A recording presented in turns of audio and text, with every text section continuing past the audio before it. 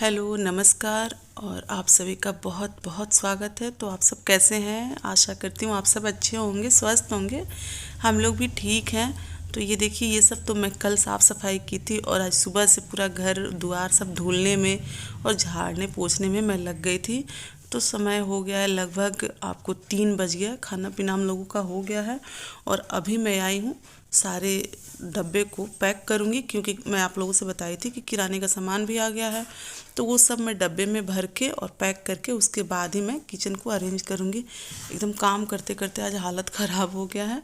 ये सब तो मैं सोची थी कि सुबह में ही एडजस्ट कर लूँगी, लेकिन फिर सोची हूँ कि पहले घर साफ़ कर लेती हूँ, उसके बाद ये सब करते रहूँगी। तो चलिए, फाइनली सब साफ़ सफाई हो गया है और थोड़े बहुत अब काम बचे हुए हैं। तो चलिए इसे मैं पैक कर लेती हूँ। तो जैसा कि होली है और होली में गुजिया नमकीन ये सब तो एकदम बनना मस्ट होता है। तो इस वजह से कुछ मतलब किराने का सामान ज़्यादा भी आया हुआ है। तो बस यही सब मैं पैक कर रही हूँ, उसके बाद मैं किचन को कर लूँगी अरेंज। जैसा कि मैं आप लोगों से बताई हूँ कि होली है, इस वजह से कुछ ज़्यादा ही सामान आ चुका है। तो बहुत सारे चीज़ें हैं जिसे कि अभी मतलब फ़िलहाल में इस्तेमाल नहीं करना है। तो वो सब मैं बड़े बड़े डब्बे में पैक आइटम भर के और हटा दे रही हूँ। और जितना चीज़ें मतलब ज़रूरत की है, जिसे यूज करना है, वो सब मैं डब्बे में भरूंगी। जैसे कि मान लीजिए मेरे पास 4 केजी चीनी है, तो 4 केजी तो इस्तेमाल एक बार में होगा नहीं। तो बस एक पैकेट में फाड़ लेती हूँ, बाकी वैसे ही पैक करके रख देती हूँ। जैसे जैसे ज़रूरत पड़ती है और निकाल के मैं खर्च कर लेती हूँ। तो यहाँ बस वही मैं पैक आइटम भर के और डब्बे को अलग कर रही हूँ। और उसके बाद जिस चीज़ों को मतलब मुझे यूज करना है, वो सब पैकेट खोल के और सारे डब्बे में पैक करके, तो देखिए यहाँ सब मैं पैक कर ली हूँ डब्बे में। और अब बस इससे उठा उठा के किचन में लगा देना है। तो बस ये सब मैं उठा के रख दे रही हूँ। और आप लोग देखे होंगे कि मैं एक छोटा सा स्टडी टेबल रखती थी किचन में, वो मेरे बच्चों का था। बच्चे उसे पढ़ाई नहीं करते थे और एक तरफ से फोल्ड करके स्लाइडिंग वाला खेल खेलते थे, तो मैं उसको लगा दी थी किचन में, ताकि वो टूटेगा भी नहीं और मेरे काम भी आ जाएगा। तो अभी फ़िलहाल जब मैं निकाली हूँ तो बच्चे अपना ले लिए, कह रहे नहीं मम्मी प्लीज़ दे दो, आप किचन में लगा देती हो, हम लोग इस पर पढ़ेंगे। तो फिर वो टेबल ले लिए हैं। तो आज मैं ऐसे ही अपने किचन को अरेंज करूँगी। टेबल आज मैंने हटा दिया है, तो अभी मैं इसे रख लेती हूँ।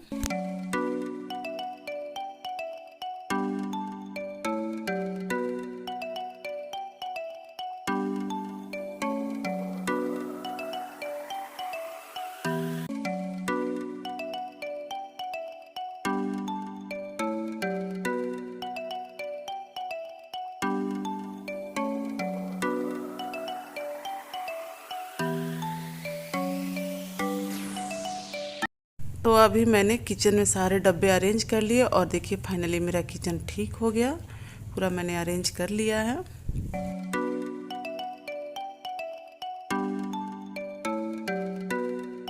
का तो काम निपट गया है और थोड़ी सी भूख जैसी लग रही है। तो अभी मैं चलती हूँ पकोड़े बनाने, प्याज के पकोड़े और चाय।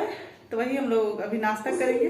टाइम भी हो गया, 5:30 हो गया है। तो चलिए मैं बना लेती हूँ, उसके बाद बाकी का काम करूँगी।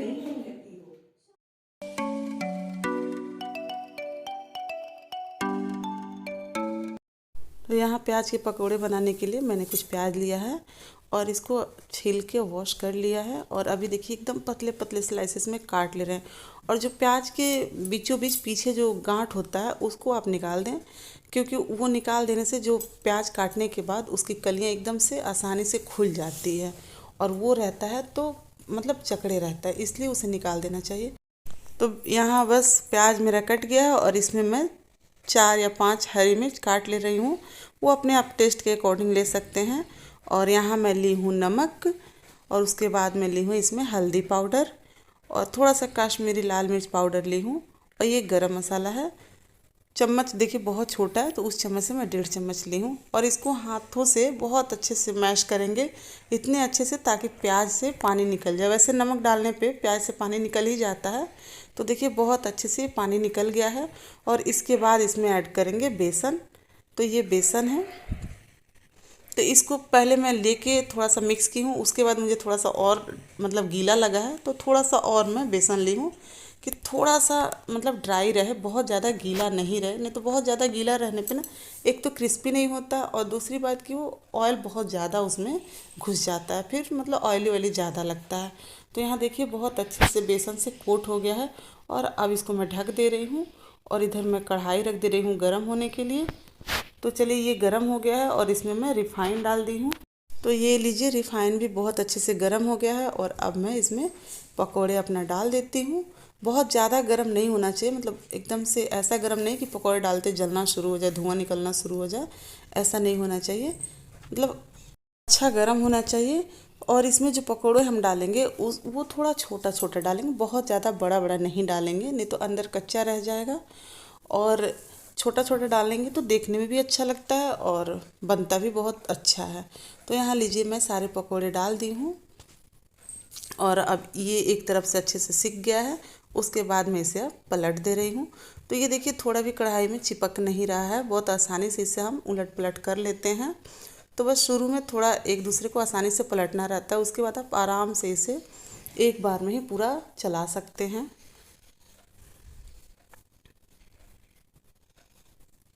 तो ये लीजिए इधर मैं चाय बनने के लिए रख दी हूँ, क्योंकि प्याज के पकोड़े हो साथ में चाय ना हो तो फिर मज़ा नहीं आएगा। तो इधर चाय भी बन रहा है और यहाँ पकोड़े बन के तैयार हो गया है और अब इसे मैं निकाल ले रही हूँ। तो ये लीजिए पकोड़े मैं निकाल ली और इसे 1 से 1.5 मिनट तक हिलाते रहते हैं ताकि इसमें से जो एक्स्ट्रा ऑयल है निकल जाए। तो यहाँ मेरा पकोड़ा एक बन के तैयार हो गया और अब मैं दूसरी घानी डाल दे रही हूँ। ऐसे ही सेम प्रोसेस रिपीट करके और सारे पकोड़े बना लेंगे। तो चलिए यहाँ मैं पकोड़े ज़्यादा भी बना रही हूँ क्योंकि मेरे बच्चों को भी बहुत पसंद है और भूख सबको लगी हुई है, तो इसलिए।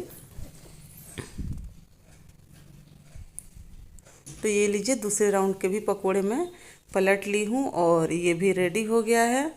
और यहाँ हमारा चाय और सॉस और पकोड़ा तैयार हो गया। हम लोग चाय पियेंगे और बच्चे पकोड़े सॉस खाएंगे। तो लीजिए अभी हम लोग जा रहे हैं अपना चाय और पकोड़े खाने। अभी मैं खाना बना रही हूँ, चाय ये सब हम लोगों का हो गया है और टाइम हो रहा है 7:30 हो रहा है। तो अभी मैं खाना बना रही हूँ।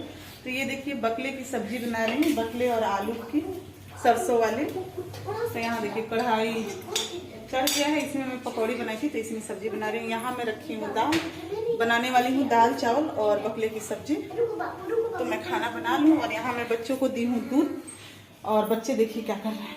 यहाँ देखिए बच्चे मेरे पढ़ाई कर रहे हैं किचन में ही। थोड़ा बाहर है तो बच्चे अकेले डरते हैं, तो इस वजह से किचन में ये लोग पढ़ाई करना है और मैं खाना बना रही हूँ। क्योंकि आज थोड़ा कुछ और काम भी निपटाना है, तो बैठ जाऊंगी इन लोगों के पास तो फिर लेट हो जाएगा। तो मैं सोची खाना भी बनते रहे और ये लोग अपना पढ़ाई भी करते रहे।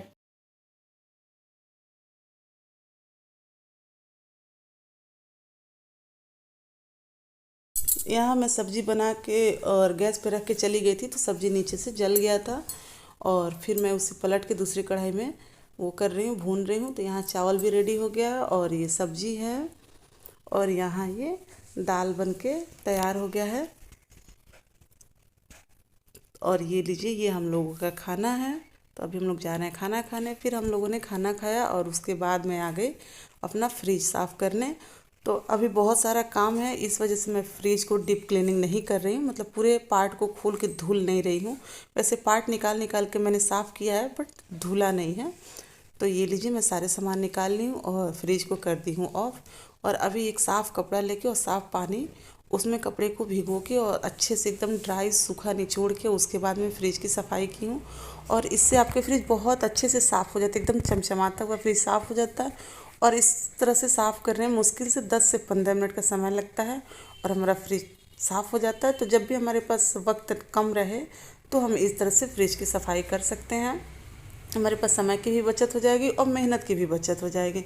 तो ये लीजिए फ्रिज तो नीचे साफ़ हो गया है और अभी मैं ऊपर फ्रीज़र को साफ़ कर लूँगी। तो यहाँ लीजिए ये फ्रीज़र को भी मैं साफ़ कर ली। इसमें कुछ ज़्यादा गंदगी रहता नहीं है क्योंकि आइसक्रीम वगैरह हम लोग रखते नहीं है, बस थोड़ा बहुत पानी का आइस क्यूब जमाते हैं, उसके अलावा इसमें मैं कुछ रखती नहीं हूँ। तो ये मेरा साफ़ ही रहता है। और यहाँ देखिए बच्चे भी आ रहे हैं जा रहे हैं। तो ये लीजिए ऊपर भी अच्छे से साफ़ सफाई हो गया है और अभी मैं फ्रिज को बंद करके और जो इसके बाहर के पार्ट हैं उससे मैं पोंछ ले रही हूँ।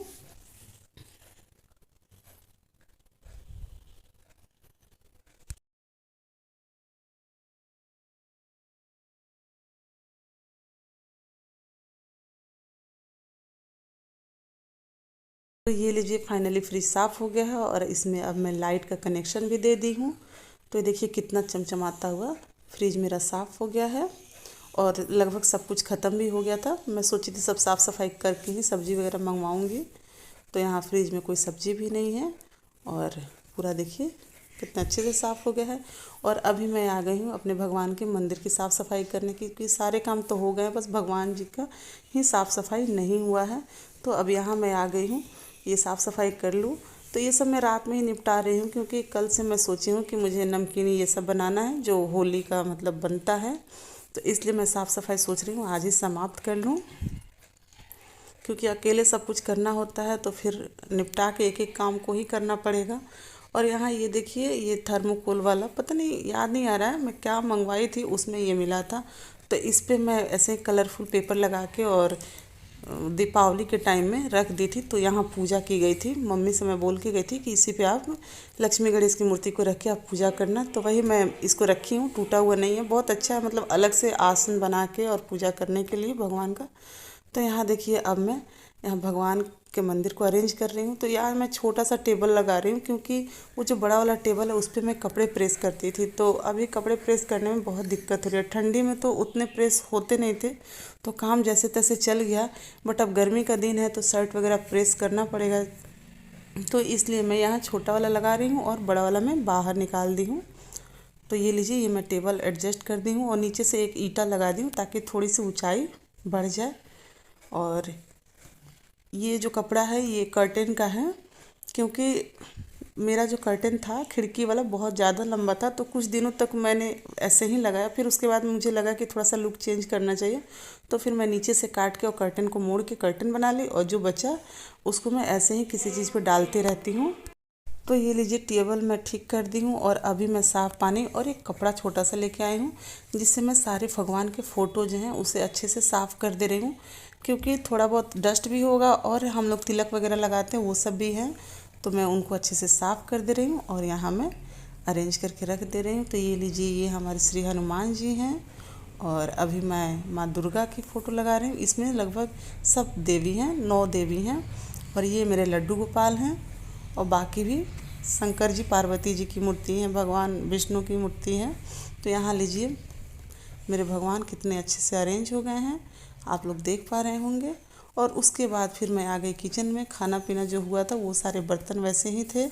तो अभी मैं इसे बर्तन को धुल के और किचन को भी क्लीन करके उसके बाद मैं कुछ और काम करूँगी, क्योंकि किचन साफ़ रहता है तो हल्का रहता है, और सुबह सुबह उठो तो किचन साफ़ रहेगा तो कोई भी काम करने में कोई दिक्कत नहीं होती है। वैसे सुबह सुबह उठ के बर्तन देख के दिमाग ख़राब हो जाता है, और जैसे कि कहना भी है कि वास्तुशास्त्र के हिसाब से बर्तन वगैरह रात में नहीं छोड़ना चाहिए, लेकिन जब शरीर साथ नहीं देता है तो छोड़ना ही पड़ता है। कभी कभी तो मैं छोड़ देती हूँ, वरना मैं धुल लेती हूँ रात में ही, क्योंकि इससे चीज़ें आसान हो जाती हैं।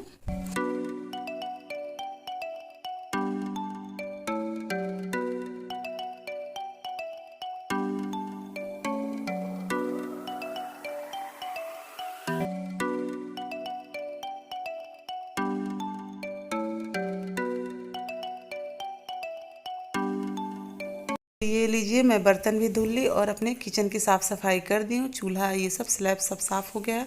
और अभी मैं कुछ कपड़े धुली हुई थी, वही सारे कपड़े मैं आ गई हूँ फोल्ड करने। और यहाँ चल रहा है टीवी में मूवी, तो बच्चे मूवी देख रहे हैं और बच्चों के पापा, मैं भी यहीं पे कपड़े फोल्ड करूँगी और थोड़ा बहुत मैं भी देखूँगी। तो ये लीजिए मैं कपड़े अपना फ़ोल्ड कर रही हूँ। इनका ही कुछ उलन कपड़ा बच गया था जो कि मैं रख नहीं पाई थी, तो सोची हूँ कि उसे धुल लूँ, तो वही सब मैं धुल के और अभी मैं फ़ोल्ड कर रही हूँ। और यहाँ देखिए पापा बेटी पता नहीं आपस में क्या इशारे कर रहे हैं, मैं समझ ही नहीं पा रही हूँ। अभी मैं देख रही हूँ, क्योंकि उस टाइम तो मैं कपड़े फोल्ड कर रही थी तो मैंने देखा ही नहीं कि ये सब क्या हो रहा है। अभी जब मैं वीडियो एडिट कर रही थी तब ये देख रही हूँ कि अच्छा यहाँ इशारेबाजी चल रही है पापा बेटी में। तो ये देखिए अपना एग्ज़ाम ख़त्म हो गया तो किस तरह से इंजॉयमेंट हो रहा है, पूरा लेट के राजा बाबू की तरह और मूवी देखा जा रहा है।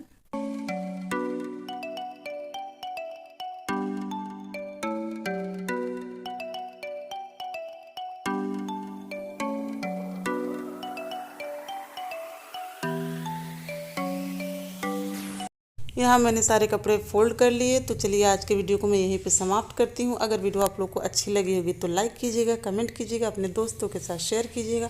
और यदि आप लोग चैनल पे पहली बार विजिट कर रहे होंगे तो प्लीज़ चैनल को सब्सक्राइब कर लीजिएगा और बेल आइकन प्रेस करना मत भूलिएगा।